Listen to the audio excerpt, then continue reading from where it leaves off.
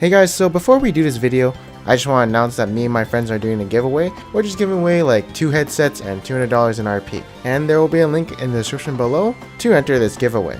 So good luck to all of you, and hey guys, what's going on? This is Pants Our Dragon, and today we'll be doing a little video on 13 tips to improve your jungle clears. Oh, I know, a very interesting topic. And the reason I'm doing this video is because some of you guys ask how I have healthy clears compared to their clears when I play my game, so I just want to show you guys some tips and tricks when doing jungle clears, and just improving efficiency. And so hopefully this video will improve on the small things that you don't really notice when playing the game, and maybe it'll help improve your game. So with all that being said, let's get started.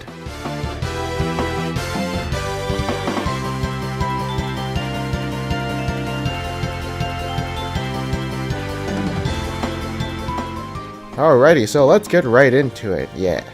So first off, some of the jungle clips are a bit old, so do not look at the jungle item, just look at how I do the clears. Specifically, it's just going to be Wukong, but the first tip is going to be try to cancel a monster's auto attack with crowd control. So watch how I do this clear with Quinn. As you can see, right when the Gromp is about to auto attack, I use my E or Q to stop it from auto attacking. This means the monster just wasted his time winding up the animation to not auto attack, and you get some free space. This concept can also apply to things like Wukong's clone. So you can see right here, I E in and then auto attack and then press my W. And the reason I do this is because, as you can see, the golem was actually winding up to attack me, but then I cancel it and it actually winds up again for my clone. So it doesn't actually hit me for a good 2 to 3 seconds. There's also another tip in this clip that I want to show you guys, is that you should try and chain your crowd control. As you can see here, right after I use my clone, I actually smite the golem to get the golem buff. And as you can see, the golem has not actually hit me for a very long time, because I'm chaining my CC. Here's another clip where I show an example of me chaining my CC,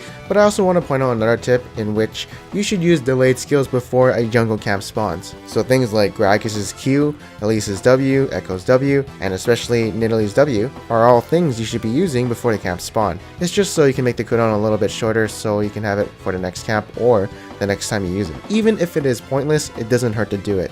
The next tip I want to point out is that we want to kite creeps in between autos. The reason we actually do this is because, well, we're not really doing anything in between autos, so if the camp is wasting time moving instead of auto attacking, then we're reducing damage, and that's why you always see me do it even on melee champions. And now for the next tip, basically when the camp is almost dead, you want to start dragging it away to where you want to go next, as you will save 2 or 3 seconds. And you gotta remember, in the wise words of goblins from World of Warcraft, time is money, friend. So yeah, time is pretty crucial.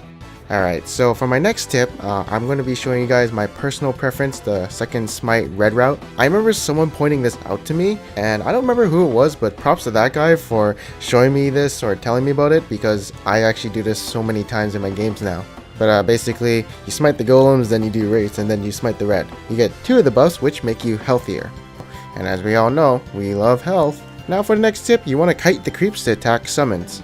This was already demonstrated with Wukong, but I forgot to mention it because I'm an idiot. But this is a very basic tip. Most of you guys know this if you play a champion with summons. So yeah, it's just good to let them tank it because, you know, they can be respawnable.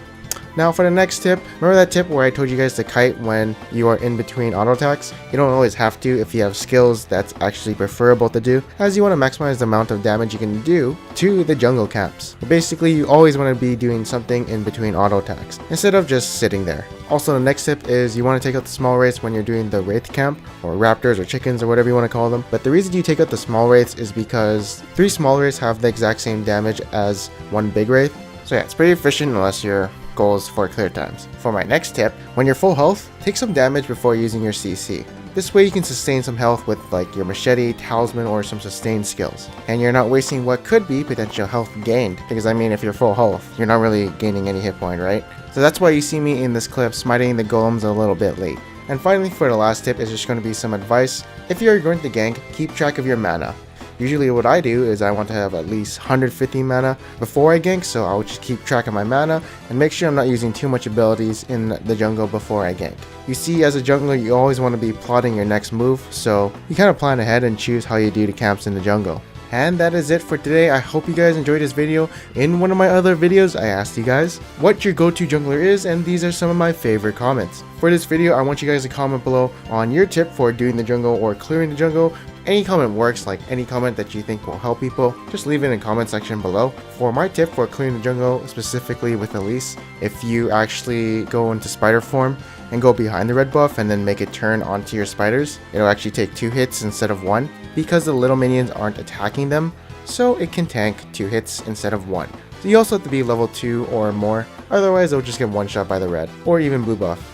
But yeah, that is my tip for you guys, and if you guys did like this video, make sure to leave a like, and if you want to see more future videos like this, make sure that you subscribe. And yeah, I am Panzer Dragon, and I'll see you guys next time. Wish we could turn back time to the good old days.